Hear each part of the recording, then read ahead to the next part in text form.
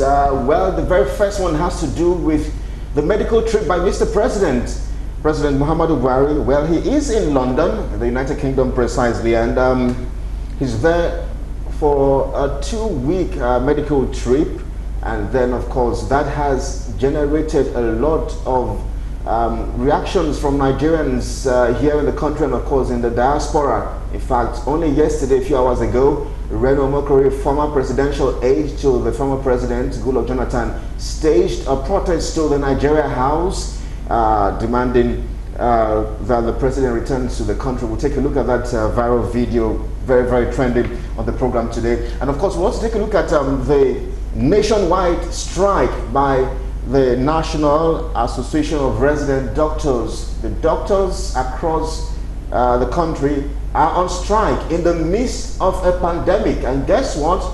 The Minister of Labor and Employment, Dr. Chris Ngige, is threatening that if the doctors do not resume, they will not be paid. We'll take a look at this controversy again. And of course, we understand that the federal government has extended the NIN and SIM linkage by, I think, 4 weeks now. We'll take a look at that and some other controversies, as we understand that for students now to even register at the level of JAM, the Joint Admissions and Matriculation Board, you need to possess the NIN. These and many other issues, of course, are burning, and we'll definitely to get perspective tonight on the program as well. We'll definitely get to hear from you, so you can contribute on the program. There will be numbers for you to draw us messages, and of course via WhatsApp. This is Editors Forum. We are live from our studios here in Lagos, Nigeria. I do not know if we have that protest just ready yet. If we do have it, I'm sure we can get our viewers to take a look at it. The protest in London a few hours ago, just yesterday, by Reno Omokri at the Nigeria House. We'll come back after that video. Stay with us.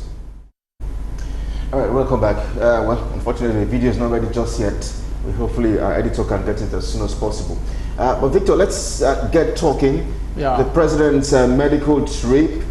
His media handlers have come out to defend the president, saying that, look, he has always embarked on such journeys and medical trips even before he became president. We had this very mild argument just before we went on the show a few minutes ago.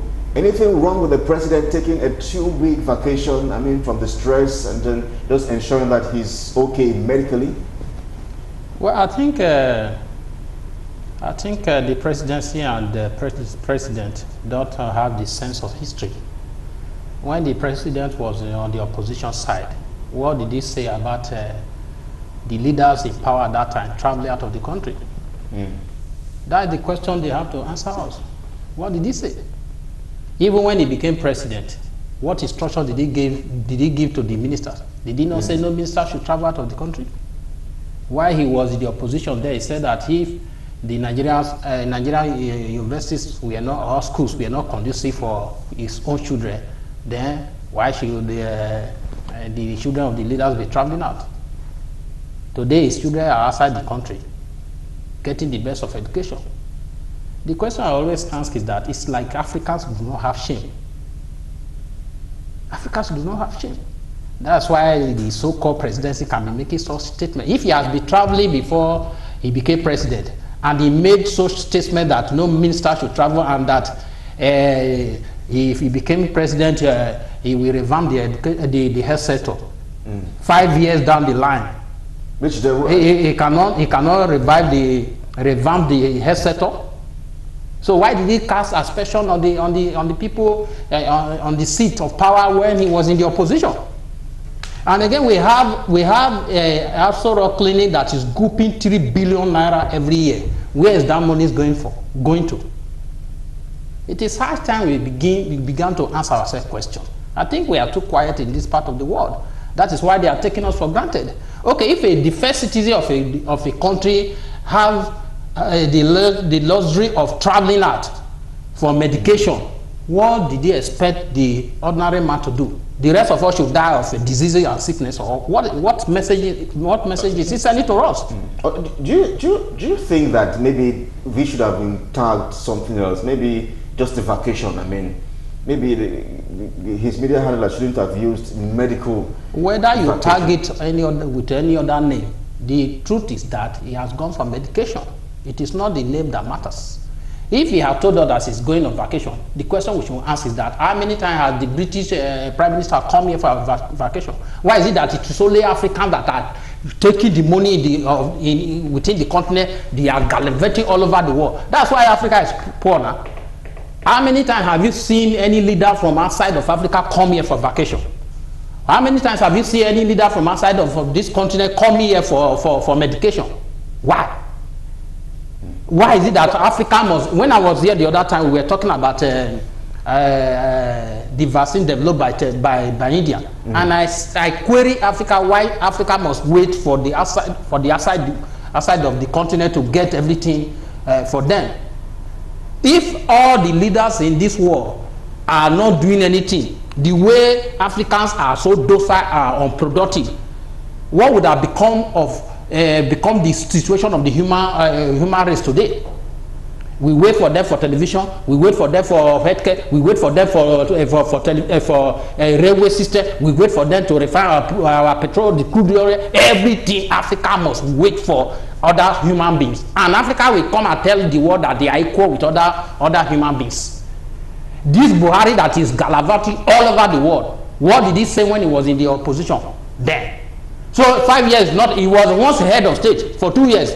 He couldn't build a hospital that could have taken care of his head. He has come back for second term now. He's now there for 5 years now. So he has not been able to lay a foundation of a hospital that will be able to take care of himself. If the British government, the leaders in Britain did not build hospital there, where will Buhari go to?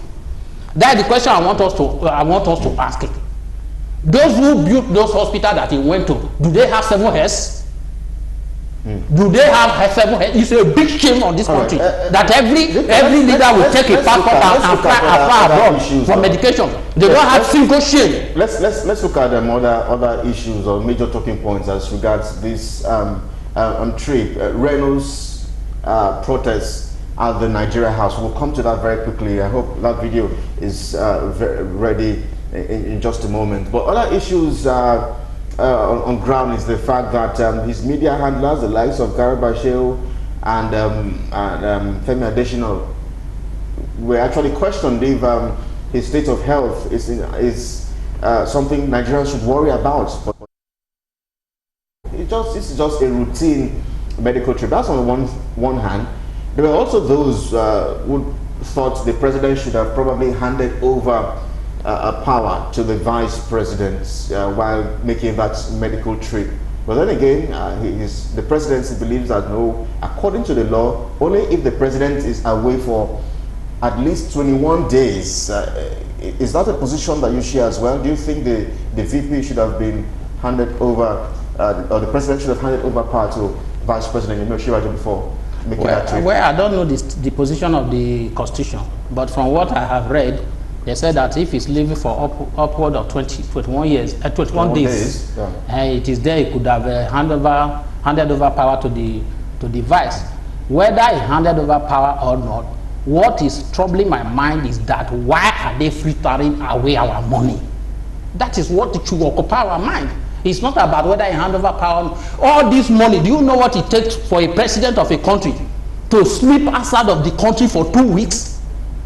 Do you know what it costs this country? But the aircraft is there, we are paying for it. It's a medication, we are paying for it. All the entourage that will follow him down, they will be eating best of food on your tax and my tax money. Is that how other leaders are gallivanting, traveling all over the country? That's the question we will answer ourselves. No, do you see the British Boris Johnson traveling out of Britain for 2 good weeks, sleeping out of Britain? Have you read it? Have you seen it? But we cannot make such arguments. No, we must make the argument. That's why you are poor. That's why we are poor. This one is traveling, is taking away. Do you know how much? Almost 1 billion will be spent there. You may not know. Other presidents of other nations also get to make such trips. They make such trips. For medical checkup, a president of the country will travel and sleep in another country for 2 weeks for medical checkup. Not even proper, not surgery. We were told that he's going for medical checkup, not surgery. And he'll be working from there. He said a medical checkup. Let us get the message clear so that the listener will know why we are talking the way we are talking. Medical checkup. They did not tell us that he's going for a surgery. Even though if he was going for surgery, don't we have competent surgeons that can carry out surgery on a president, that will make a president of a country to sleep outside the country for 2 good weeks? With all we are going to spend money on his... Let's take a breather now. I understand that video is ready. Let's take a look at that video. Many questions begging for answers. Some of you are already trying to call. We cannot take calls really, but I'm sure we can do your text messages and of course via WhatsApp. Let's take a look at that video. The protests at the Nigeria House in London by Reno, Omokri and pockets of Nigerians, I guess. We'll take a look at that video and then we'll be back in just a moment. Stay with us. This is a man on 20th of October. He sent soldiers to Lekki to kill peaceful, unarmed NSAS protesters. What were they asking for? They were asking for good governance.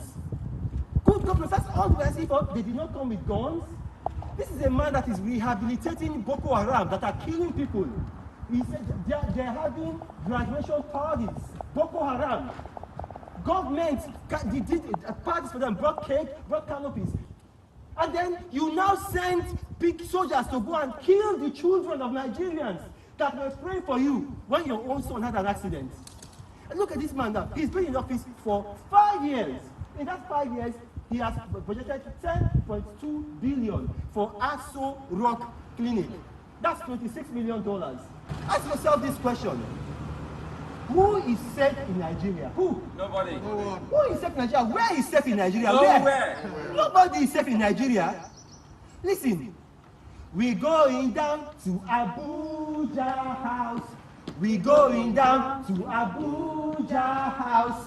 We going down to Abuja House to chase Buhari out of town. Sing with me. Hey! We going down to Abuja House. We going down to Abuja House. We going down to Abuja House to chase Buhari out of town.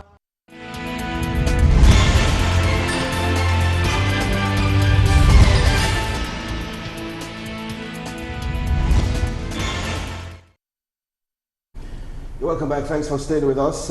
Former presidential aide Reno, Omokri and some Nigerians there at the Nigeria House in London staging a peaceful protest. And well, he has raised a number of concerns. It's a very long video. We cannot play all of them, but of course, I'm sure we have them on our social media platforms, almost 30 minutes there. But Victor, a number of issues. The NSAS issue was mentioned, the issue of insecurity was mentioned, corruption and all of that. A number of issues Reno mentioned in that protest.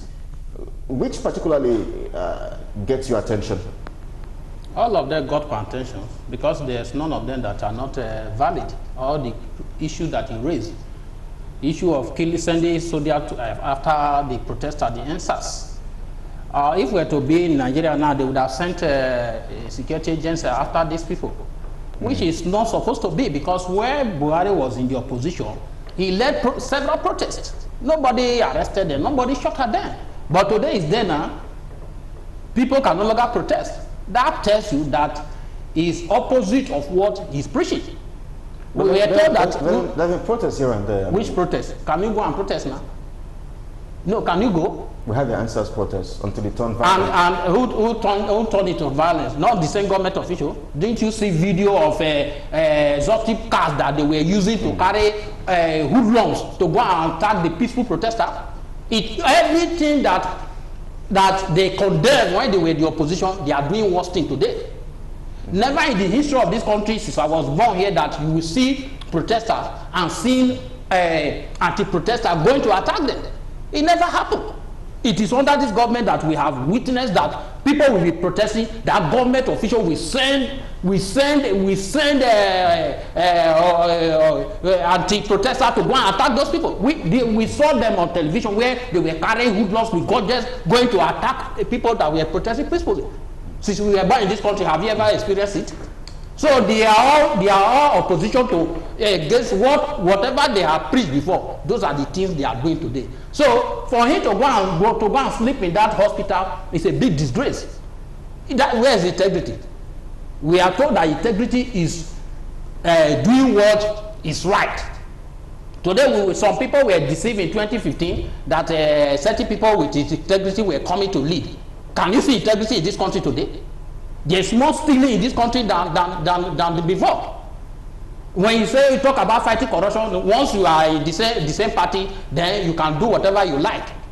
People are being compensated for being evil. All right, but could this protest, could this have been politically motivated? Reno, well, presidential aide in the PDP regime, could this have been politically motivated? There's nothing like political there. If I had the opportunity, I would have done so. But if you do it here, as I have told you, you'll be gone down. That's why we are not protesting. That protest is supposed to start here. But when you do it here, you will be killed. Was Reno this vocal when he was in the administration of Goodluck Jonathan? Was this vocal? The question is, what you have to ask yourself is that, are you happy with what is happening? If you say you are happy, then you clap. That is what I always tell people. If you are happy with what is happening now, that you cannot travel from one part of the country to the other without taking fasting and prayer to ask God to guide you, then anybody can shout hallelujah. If you are happy that you make phone call, you are being tasked. If you are happy that you buy ordinary sausage, you are being tasked. If you are happy that you are going to be paid for USSD now, if you are happy that you have no breathing space in this country, then such a person can shout hallelujah. It's not whether Reno was once an aide. That is not the issue. The issue is, are you happy with the state of things? Is there peace in this country? We are being suffocated now. To eat now is very difficult for me. Not because I'm lazy. Yes, sir. And many Nigerians are like that. Whether you are lazy or not, to eat is difficult. Is that how a country should be? A country, we were told in this country that there was nothing like fuel subsidy when they were in the opposition. That fuel subsidy was a fraud. Today, the same people are telling us that they are paying subsidy in trillions. They have removed subsidy several times. Billions. In trillions. Calculate everything now. In trillions is that time. When you add billions together, how much is it? Is it not trillions? After billion, what do you go to? Is it not trillions? After trillion, is it not zillion? Right. So they told us that there was nothing a fuel subsidy. That fuel subsidy was a fraud. That was what they used against the other government. Today now the same people say they are paying subsidy. The question I'm asking them, where is subsidy coming from? Is subsidy not a fraud? Is subsidy not a fraud? You have removed this thing several times. You have removed it, and you are still removing it. We were buying a liter of fuel for 87 naira. They said we were suffering there. Now that we are buying it at 170, what are we doing? Are we enjoying? Are we dancing? Right. And they want to increase it again. Is that not suffocation? They don't want to kill us. So that protest is supposed to be held here, but because of fear of being killed, and the protesters in Britain now, was anybody shot? But if we were to be here, they would have killed everybody. That's why we are afraid of a protest. All right, Victor, thank you so much. Well, ladies and gentlemen, really very burning issues that we need to shed light on today. And of course, we can see some messages. Keep those messages coming in. We do have numbers displayed on your screen, so you can get to share your thoughts with us. We'll ensure that your language is absolutely TV friendly, and of course, for broadcast.